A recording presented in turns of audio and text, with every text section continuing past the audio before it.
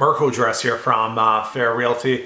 Today I'm talking about obsession with area, and it's mostly something I find with sellers. I'll often go list properties, or I'll be doing a market evaluation, and the sellers always think, or not always, but most of the time, that their area is a lot more desirable than it actually is. And I ran into this a couple of weeks ago.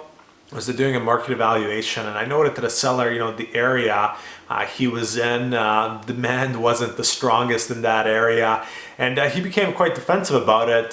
He said, no, as many people want to live here as South Oak Bay, and the reality just doesn't support that when you analyze the numbers. And one thing I find is I personally grew up in the Oakland's Fernwood area, and I think very highly of the area personally because I grew up here. A lot of people don't think Fernwood, Oakland is nearly as desirable as Fairfield, Rockland, Oak Bay, etc. To me, I would just as rather have a house in the Oaklands area versus Oak Bay.